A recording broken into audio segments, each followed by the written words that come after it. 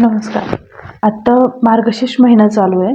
तर मार्गशीर्ष महिन्याच्या प्रत्येक गुरुवारी महालक्ष्मीची व्रत केलं जातं, पूजा केली जाते. तर त्या पूजेमध्ये काय चुका होतात आणि काय करू नयेत, मुख्य पूजाविधी कशा पद्धतीने आहे याचा पूर्ण व्हिडिओ आज आपण पाहणार आहोत.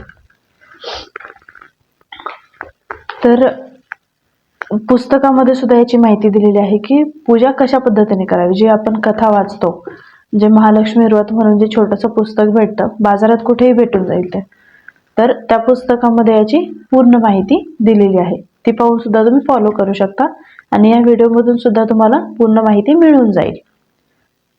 त्यानंतर शक्यतो प्रयत्न करायचा की पूजेच्या म्हणजे गुरुवारी जी पूजा असते, गुरुवारच्या आदल्या दिवशी बुधवारीच पूजेचं सर्व साहित्य संध्याकाळी घरात आणून ठेवायचं, जेणेकरून पूजेच्या वेळेस सर्व साहित्य एकाच ठिकाणी आपल्याला मिळेल. तर पहिली गोष्ट, आंघोळ केलेली असावी. दुसरा मुद्दा, जिथे आपल्याला पूजा ठेवायची ती जागा स्वच्छ करून घ्यावी.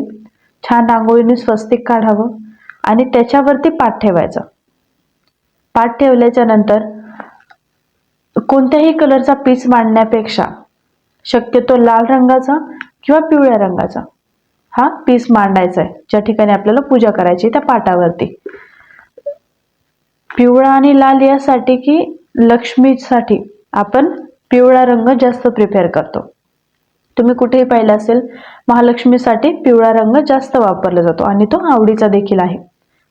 त्यामुळे पिवळा रंग हा पीस तिथे ठेवण्यासाठी घ्यायचा.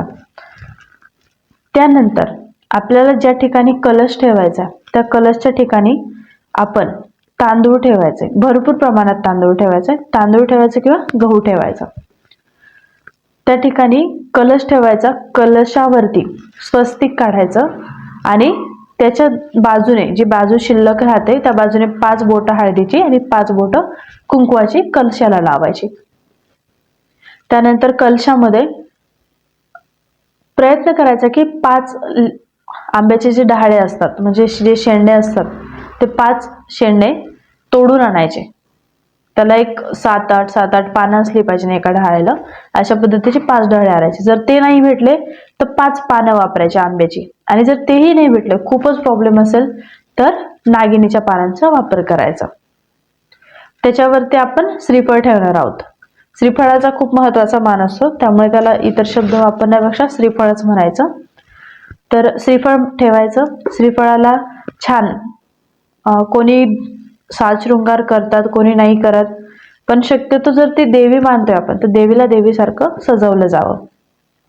तिला छान नथ घालायची, मंगळसूत्र घालायचं छान गळ्यातलं, कानातलं, हळदी कुंकवाचा मळवट भरायचा, छान गजरा लावायचा.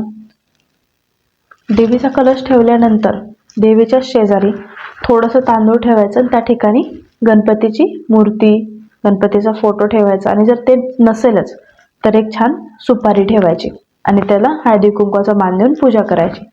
त्याच्या शेजारी देवीचा जर फोटो असेल तर फोटो ठेवा, मूर्ती असेल तर मूर्ती ठेवा, किंवा देवीचं जे श्रीयंत्र भेटतं, श्रीलक्ष्मी यंत्र, ते यंत्र ठेवलं तरीही चालेल. त्याचीही पूजा करायची. थोडंसं तांदूळ ठेवायचं, त्याच्यावरती देवीची मूर्ती, फोटो किंवा श्रीयंत्र ठेवायचं.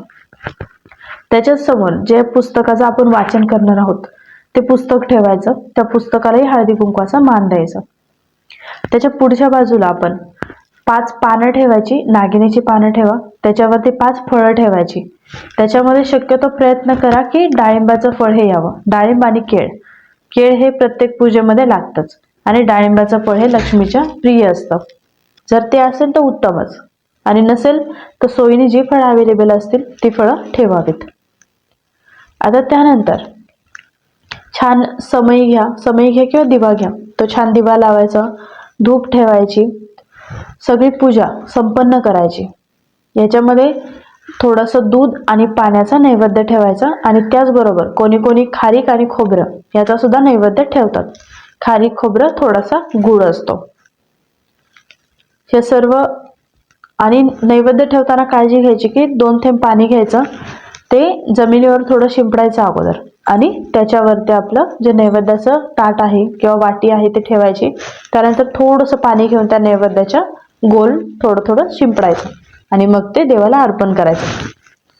त्याच्यानंतर ही सगळी पूजा झाल्यावर स्वतःला हळदी कुंकवाचा मान घ्यायचा. देवीला, मूर्तीला, श्री गणपती देवांना, त्याचबरोबर जी आपण फळं ठेवले त्या सर्वांना फुलं वाहायची, त्यांना हळदी कुंकवाचा मान द्यायचा आणि त्यानंतर व्रतकथेची सुरुवात करायची. व्रतकथा पूर्ण होत असताना आपलं पूर्ण लक्ष हे कथेकडे असावं. इतर कुठलाही विचार मनामध्ये न येऊ देता कथेकडे लक्ष द्यायचं. कथा वाचन पूर्ण झाल्याच्या नंतर पुस्तकाच्या मागच्या बाजूला श्री लक्ष्मी देवींचा मंत्र दिलेला आहे, तो 108 वेळा पूर्ण करायचा आणि त्यानंतर लक्ष्मी देवीची आरतीच पुस्तकाच्या मागच्या बाजूला दिलेली आहे. ती आरती छान ताट करायचं, तांदूळ घ्यायचं, त्या तांदळावर कापूर ठेवायचा, कापूर पेटवायचा आणि मग आरती करायची. अशा पद्धतीने केल्यावर तुम्हा सर्वांना फळ नक्कीच मिळेल. हा व्हिडिओ पाहिल्याबद्दल धन्यवाद. व्हिडिओ आवडला असेल तर चॅनलला लाईक करा, शेअर करा आणि सबस्क्राईब करा.